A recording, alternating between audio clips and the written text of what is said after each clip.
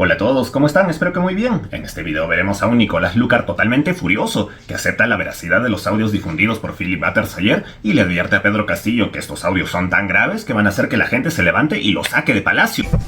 Porque son una ladronera. La publicidad del audio que ha ocurrido en las últimas horas es muy grave y las consecuencias que ello va a tener más allá de lo que haga el Congreso. Quien va a decidir el destino del presidente Castillo va a ser la calle, y en particular aquellos que pusieron su confianza en él de que esto iba a ser diferente,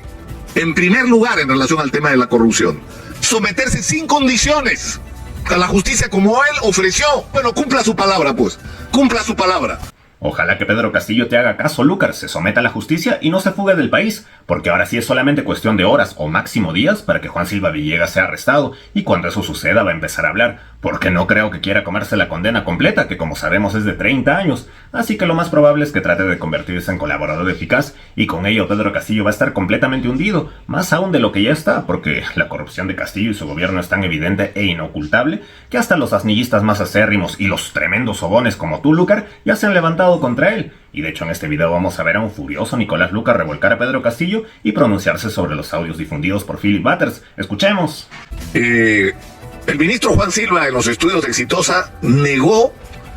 desde conocer a Samir Villaverde a tener una relación con él y menos aún a haber hecho algún tipo de transacción con él. Sin embargo, la publicidad del audio que ha ocurrido en las últimas horas, el que han tenido acceso a diversos medios de comunicación y que fue realizado el 4 de junio, que tiene una duración de 27.4 minutos, es muy grave. Es muy grave porque lo que reflejaría son dos cosas, no solo que había una articulación, es decir, que es verdad que había, por lo menos en lo que se registra un audio, toda una operación para tomar el control de una serie de contrataciones realizadas a través del Ministerio de Transportes y que a cambio de ellas se recibían comisiones ilegales, una de las cuales se paga en la reunión que está registrada en ese audio. Y esto nos enfrenta a un asunto muy serio, que es el de la repetición triste y vergonzosa de lo de siempre, porque esto es lo que hemos tenido siempre en el Perú. Y lo que ofreció el gobierno del presidente Castillo es que esto iba a ser diferente. Para empezar, con la transparencia del manejo de los recursos públicos. Es cierto que esto es una investigación que tiene que proceder y que hay que hacerla con absoluta pulcritud. Hay que hacer un esfuerzo para que la política en el peor sentido, que es lo que ha estado ocurriendo en el Perú en los últimos meses, no interfiera y no impida que ocurra lo más importante que tiene que ocurrir: que los peruanos tengamos acceso a la verdad, que todos los implicados en estos actos de corrupción paguen por ello, y que si el presidente de la República es parte de esta operación,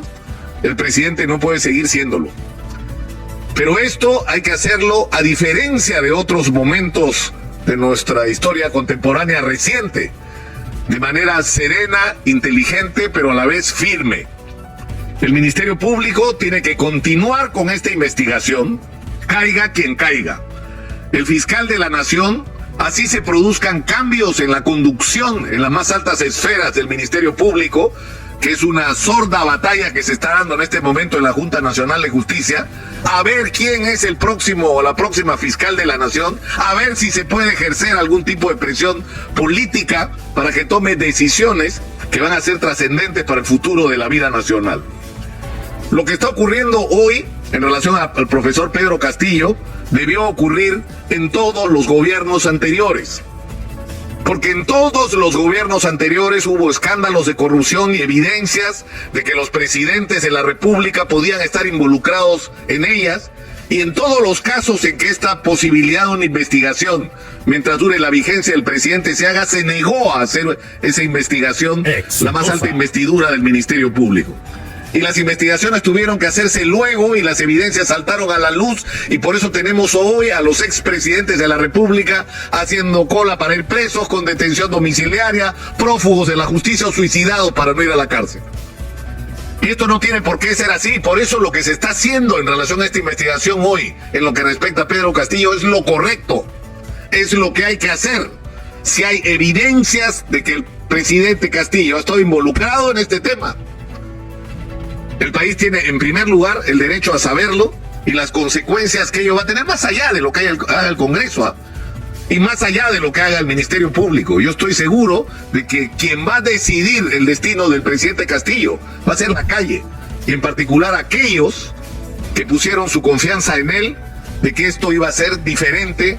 en primer lugar en relación al tema de la corrupción. Y si hay una sola evidencia de que el presidente Castillo está involucrado, yo creo que la respuesta de la calle va a ser lo suficientemente firme, sobre todo de aquellos que votaron por el presidente Castillo, para que ocurra lo que tenga que ocurrir en el Perú. Pero nuestra tragedia es que va a pasar con el Perú en los próximos meses, donde estamos enfrentando no solo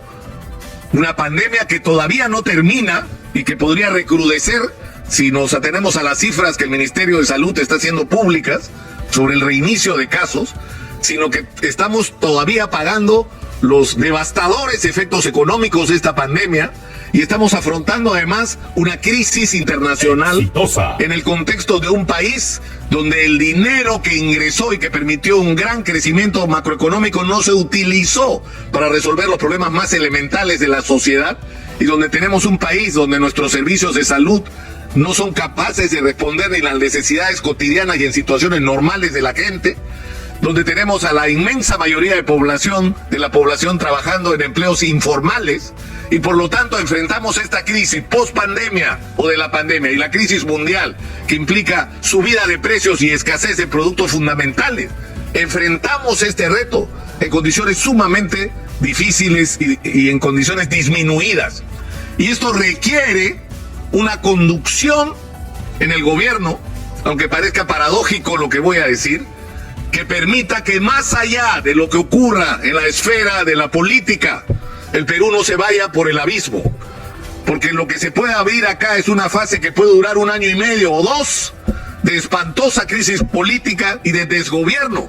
en medio de una crisis mundial, donde una de las consecuencias va a ser la escasez de alimentos, el aumento desmesurado de los productos de primera necesidad, la falta de empleo para la gente, la desesperación, el aumento de la delincuencia, el agobio por la inseguridad de los ciudadanos. Es decir, vamos a entrar como por un tubo en un país invivible. Y la única manera de impedir que eso ocurra es que el presidente Castillo tenga por lo menos la responsabilidad de poner los ministerios más importantes de este país en manos de personas que nos garanticen el tener el conocimiento y por lo tanto un diagnóstico claro de lo que hay que hacer, y la honestidad y la capacidad para hacer lo que hay que hacer en minería, en agricultura, en seguridad, en los sectores claves de la vida nacional, en salud pública, en transporte y en vivienda, que son las principales fuentes de gasto público en el Perú y que tienen que dejar de ser una ladronera, que es lo que han sido todas estas décadas, incluyendo el día de hoy, porque son una ladronera y porque lo han sido, y el que lo hayan sido no es una justificación para decir siempre fue así, allá siempre fue así, ¿esto está bien? No, siempre fue así y por eso estamos como estamos, porque nos han robado sistemáticamente y nos siguen robando hoy. Entonces el presidente Castillo, por lo menos mientras se resuelve esta crisis que tiene que ver con su propio destino, tiene que tener, de algún lado, tiene que sacar el coraje y la responsabilidad para darle al país un gabinete que esté a la altura de las circunstancias, para que permita que se destraben todos los proyectos mineros que están parados, para que se resuelvan todos los conflictos sociales, para revertir la pésima imagen que estamos dando al mundo con nuestro proyecto más importante parado 51 días, produciendo enormes pérdidas, no solo para la gente que trabaja en las Bambas y que vive en toda la región, sino para el país entero, pero sobre todo dañando nuestra imagen como destino de inversión, haciendo con urgencia las cosas que hay que hacer en agricultura, porque no podemos esperar más, porque no puede seguir a cargo de ministerios como el de agricultura gente que ni siquiera tiene idea de qué se trata esto de la agricultura y cuáles son los problemas de los agricultores. Y se tiene que desterrar de una vez por todas el cuoteo en la entrega de ministerios como si fueran cupos de una extorsión, porque eso es lo que son, cupos de una extorsión. Es decir,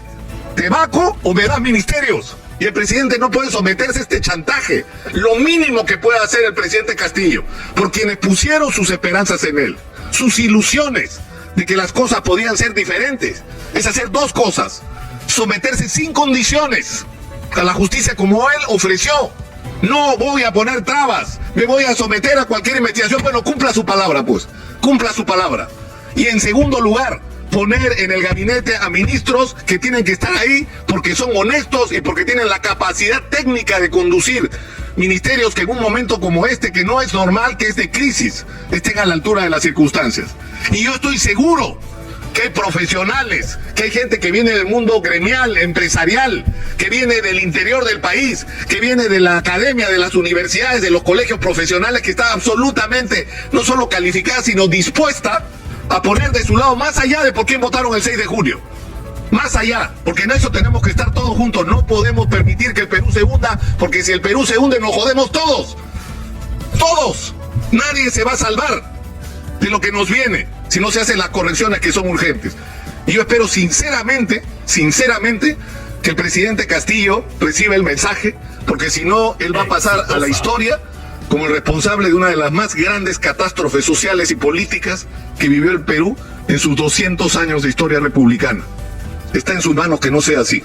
No te hagas el ingenuo, Lúcar, que a estas alturas ni siquiera tú crees en Pedro Castillo. Eso tus palabras lo demuestran, y es que él ya nos ha demostrado ampliamente que es un tremendo incapaz y que no va a cambiar. Así que no podemos esperar nada de él, eso debe quedar bien claro. Y eso sí, Lúcar, Castillo no está siendo chantajeado ni nada de eso. Él es cómplice, todo es parte de un plan para hacer fracasar al Perú, para aumentar el hambre y la pobreza y así lograr convencer a los más ignorantes que la única salida a todo eso es el cambio de constitución. Ese es el verdadero plan de Perú Libre. Y más bien qué bendición que hayan aparecido estos audios, porque nos dan una llave para sacar a Castillo de la presidencia, y por más que tengamos que pasar por un gobierno de transición, cualquier cosa va a ser mejor que la que tenemos. Y de hecho tenemos que actuar antes de que llegue esa crisis alimentaria, la crisis alimentaria de la cual nos ha hablado Lúcar hace un rato, porque después de que llegue va a ser bien difícil, porque de verdad no va a haber comida, y este gobierno no está haciendo absolutamente nada para contrarrestar eso. Así que no podemos quedarnos sentados. Y bueno, no sé qué piensan ustedes de todo esto y de todo lo que dijo Nicolás Lúcar. Los estaré leyendo en los comentarios, y si les gustó el video, por favor suscríbanse a este canal y activen la campana de notificaciones. Muchas gracias de antemano. Ahora sí me despido, ya hasta la próxima.